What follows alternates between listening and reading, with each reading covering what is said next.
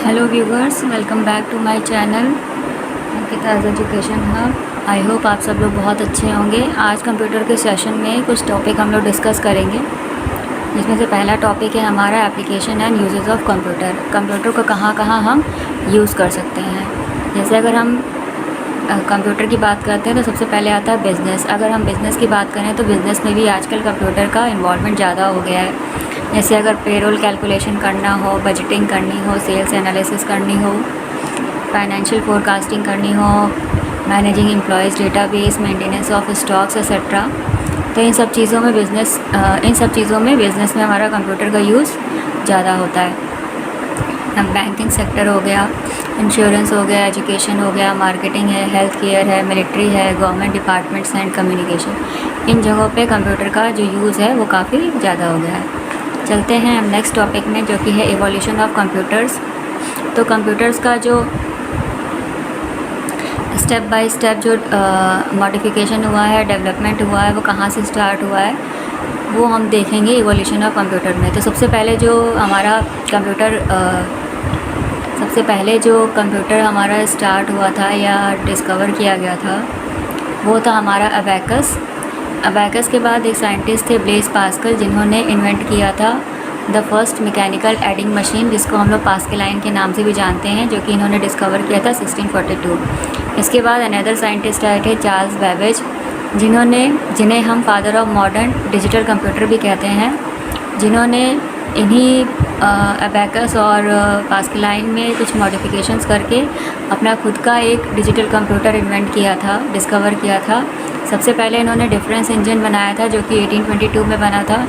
उसके बाद इन्होंने उसी में कुछ मॉडिफिकेशन करके एक फुली ऑटोमेटिक एनालिटिकल इंजन बनाया है, जो कि इन्होंने 1842 में बनाया था। ये जो हमारा कंप्यूटर बना था वो हमारे बेसिक अरिथमेटिक फंक्शंस को सॉल्व करता था।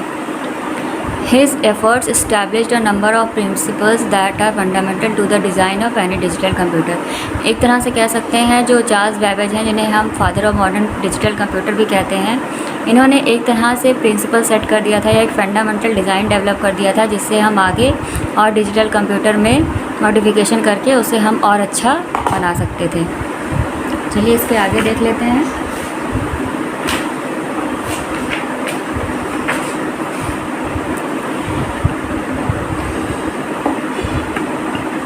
उसी टाइम के कुछ वेल नोन अर्ली कंप्यूटर्स हैं जो कि उसके आगे डेवलप किए गए थे या मॉडिफिकेशन करके बनाए गए थे, जो कि हमारे चार्ल्स बैबेज ने बनाया था। तो जो उसी में मॉडिफिकेशन किया गया था, कुछ और साइंटिस्ट ने किया था। जैसे कि पहला है द मार्क 1 कंप्यूटर, जो कि 1937 और 42 के बीच एग्जिस्ट किया था। Then the Atanasoff of Berry computer, जो कि 1939 और 42 के बीच में एग्जिस्ट था। फिर आया था हमारा द एनिएक, जो कि 1943 से 46 के बीच एग्जिस्ट किया था, जिसकी फुल फॉर्म है electronic numerical integrator and computer. Next था द एडवैक, जो कि 1946 से लेकर 52 तक एग्जिस्ट किया था, जिसकी फुल फॉर्म है electronic discrete variable automatic computer. Next था द एडसैक, जो कि 1947 से लेकर 49 तक था। इसकी फुल फॉर्म थी electronic delay storage automatic calculator. Then हमारा आया मैनचेस्टर मार्क 1, जो कि 1948 में रहा। उसके बाद हमारा आया था यूनिवैक 1, जो कि 1951 में रहा था, जिसे हम यूनिवर्सल ऑटोमेटिक कंप्यूटर भी कहते हैं। नेक्स्ट आता है कंप्यूटर जनरेशन। अब कंप्यूटर जनरेशन में हम लोग क्या देखेंगे कि जो हमारा जो कंप्यूटर में मॉडिफिकेशन हुई है, उसकी टेक्नोलॉजी और फ्रेमवर्क में स्टेप बाय स्टेप जो डेवलपमेंट हुई है, कंप्यूटर में जो ग्रोथ हुई है, उसको 5 जनरेशन ऑफ कंप्यूटर में डिवाइड किए। तो टोटल हमारे जो कंप्यूटर जनरेशन्स हैं वो 5 हैं। Generation in computer top is a step in technology. It provides a framework for the growth of computer industries till today. There are 5 computer generations. चलिए एक एक करके सारी जनरेशन को डिस्कस कर लेते हैं। तो सबसे पहले हमारा जो था वो है फर्स्ट जनरेशन, जो कि 1940 से लेके 56 तक हम इसे फर्स्ट जनरेशन कंप्यूटर में, इसमें इनके बीच में जितने भी कंप्यूटर डेवलप हुए थे उन्हें हम फर्स्ट जनरेशन की कैटेगरी में रहते हैं। अब जान लेते हैं फर्स्ट जनरेशन कंप्यूटर की में जो कंप्यूटर थे उनकी क्या कैरेक्टरिस्टिक्स थी। The first generation computers used vacuum tubes. First generation computer में वैक्यूम ट्यूब का इस्तेमाल किया जाता था। Machine language was used for giving data instruction. जो लैंग्वेज का इस्तेमाल होता था उस टाइम के कंप्यूटर में इंस्ट्रक्शन देने के लिए या डेटा इनपुट कराने के लिए, वो थी machine language. These computers were large in size. इस टाइम के इस जनरेशन के जो कंप्यूटर थे बहुत ज़्यादा साइज़ में बड़े हुआ करते थे, जिसकी वजह से उसमें प्रोग्रामिंग करना एक डिफ़िकल्ट काम हुआ करता था। और बड़ा साइज़ होने की वजह से इलेक्ट्रिसिटी का कंजम्पशन भी बहुत ज़्यादा हाई था, और इसी वजह से इस जनरेशन के जितने भी कंप्यूटर थे वो लॉन्ग टर्म के लिए एग्जिस्ट नहीं करते थे, वो ज़्यादा जल्दी ख़राब हो जाते थे। इस टाइम के जो कुछ कंप्यूटर जो जनरेशन में रखे गए हैं वो है ENIAC, ADVAC, EDSEC और UNIVAC 1। सेकेंड जनरेशन कंप्यूटर की बात करते हैं, इसे हम 1956 से लेकर 63 तक मानते हैं। इन पर्टिकुलर ईयर के बीच में जितने भी कंप्यूटर डेवलप किए गए थे उन्हें हम सेकेंड जनरेशन कहते हैं। अब सेकेंड जनरेशन कंप्यूटर में कुछ चीज़ें जो हैं मॉडिफाई कर दी गई थी, जैसे कि in second generation computer vacuum tubes were replaced by transistors. यहाँ पे वैक्यूम ट्यूब्स को हटा के ट्रांजिस्टर का यूज़ कर दिया गया था। This generation computer generated less heat and were reliable. First generation computer के कंपैरिजन में इस जनरेशन कंप्यूटर में जो हीट की जनरेशन थी, हीट जो जनरेट होता था वो काफ़ी कम हो गया था और ज़्यादा टाइम तक ये वर्क करने लगे थे। The first operating system develop in this generation. इसी जनरेशन में हमारा फर्स्ट ऑपरेटिंग सिस्टम भी डेवलप हो गया था। नेक्स्ट है द थर्ड जनरेशन कंप्यूटर, जो कि हम 1964 से लेकर 71 के पीरियड के बिटवीन मानते हैं।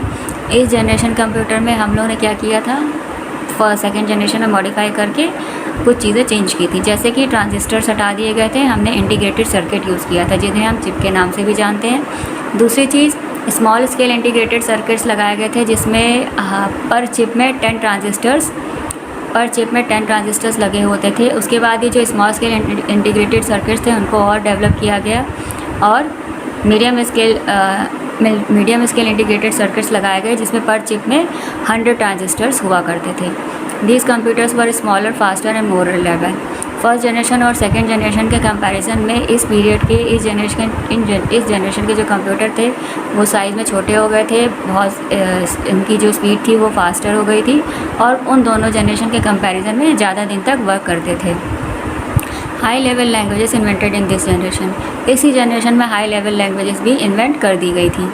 नेक्स्ट आता है फोर्थ जनरेशन, जिसका टाइम पीरियड है 1975 से लेकर 1989 तक। इसमें लार्ज स्केल इंटीग्रेशन और वेरी लार्ज इंटीग्रेशन जो आई चिप थी उनका इस्तेमाल किया गया था, जिसकी वजह से माइक्रो प्रोसेसर्स जो है हमारे एग्जिस्ट हुए। माइक्रो प्रोसेसर का डेवलपमेंट हुआ VLSI और LSI के वजह से। देन जो भी कंप्यूटर माइक्रो प्रोसेसर के टेक्नोलॉजी पे काम करते थे, उन कंप्यूटर्स को हम माइक्रो कंप्यूटर्स कहने लगे थे। हाई कैपेसिटी हार्ड डिस्क भी इसी टाइम पे इन्वेंट हुई थी। There is great development in data communication. Fourth generation में डेटा कम्युनिकेशन का काम काफ़ी तेज़ी से बढ़ गया था। नेक्स्ट जो लास्ट हमारा जनरेशन था वो है फिफ्थ जनरेशन, जो हम प्रेजेंट टू बियॉन्ड मानते हैं। इन जनरेशन कंप्यूटर में भी फोर्थ जनरेशन के कंपैरिजन में मॉडिफिकेशन किया गया था और इनके जो कंप्यूटिंग डिवाइसेस थे वो आर्टिफिशियल इंटेलिजेंस पे काम करते थे और अभी भी आर्टिफिशियल इंटेलिजेंस में डेवलपमेंट हो रहे हैं। कुछ एप्लीकेशंस जो कि डेवलप हो गए थे, जैसे कि वॉइस रिकॉग्निशन है, ठीक है। तो अब ये जो आर्टिफिशियल इंटेलिजेंस वाला वर्क था, जो कंप्यूटिंग डिवाइसेस आर्टिफिशियल इंटेलिजेंस का यूज़ करते थे, उनकी प्रोसेसिंग जो होती थी वो पैरेलल प्रोसेसिंग होती थी और सुपर कंडक्टर्स की हेल्प से ये काम करते थे। अभी जो चल रहा है डेवलपमेंट, आगे आने वाले ज़माने में हम लोग को क्वांटम कंप्यूटेशन, मॉलिक्यूलर और नैनो टेक्नोलॉजी पे भी वर्क इन पे डेवलपमेंट हो रही है, इस पे भी वर्क किया जा रहा है और ये भी टेक्नोलॉजी हमारे आगे आने वाले ज़माने में कंप्यूटर्स में देखने में मिलेंगे। अब कुछ स्पेशल टर्म्स हैं या फुल फॉर्म आप कह लीजिए जो आपने इस चैप्टर में पढ़े होंगे, उनको डिस्कस कर लेते हैं। जैसे कि है पहला गीगो, इसका फुल फॉर्म है garbage in garbage out. Next है GUI, जिसका फुल फॉर्म है graphical user interface. IC integrated circuit. VLSI large scale integration. MSI medium scale integration. PC personal computer. SSI small scale integration. ULSI ultra large scale integration. तो ये था हमारा computer का आज का सेशन। आई होप आपको पसंद आया होगा। अगर वीडियो आपको पसंद आई हो तो please do like, share and subscribe to my channel.